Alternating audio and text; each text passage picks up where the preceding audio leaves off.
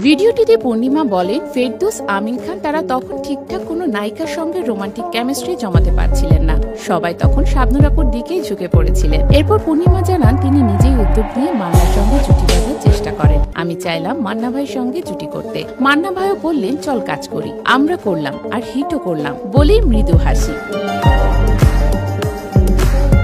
কিন্তু এখানেই তো কাহিনী শেষ নয়। পূর্ণিমা আরো বলে, তাদের সফল জুটির পরে হঠাৎ করে শাবনূরের আগ্রহ জন্মায় মান্নার সঙ্গে কাজ করার। শুরু হয় নতুন এক পর্দা জুটি নির্মাণের পরিকল্পনা। পূর্ণিমার এই মন্তব্য ঘিরেই নেট দুনিয়ায় শুরু হয় দ্বিমত। একদল বলছেন নায়িকার এই খোলামেলা স্বীকারোক্তি সাহসিকতার পরিচয়। অন্যরা বলছেন পুরনো প্রসঙ্গ টেনে আলোচনায় আসার পুরনো ফর্মুলা চলছে। তবে যাই হোক, ভাইরাল হয় এই ক্লিপ ঢালিউডের সোনালী দিনে চেনা অচেনা অধ্যায়কে আবার সামনে এনে দিয়েছে।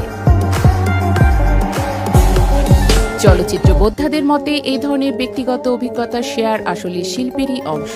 এসব গল্পে পাওয়া যায় সময়ের প্রতিচ্ছবি, জানা যায় তারকাদের ওঠানামা, সম্পর্কে টানাপোড়েন আর হিট জুটিগুলোর জন্মপথ। যদিও পূর্ণিমা কিংবা শাবনূর কেউই এখনো এ নিয়ে নতুন করে মুখ খোলেননি, তবে দর্শক ভক্তরা ঠিকই নিজেদের মতো করে ব্যাখ্যা করে নিচ্ছেন গল্পের পেছনের গল্প। কেউ বলছেন পূর্ণিমায় ছিলেন গেম চেঞ্জার, কেউ আবার ঠাট্টা করে লিখেছেন পর্দার প্রেম পিছনে কারাকারি, এটাই ঢালিউড।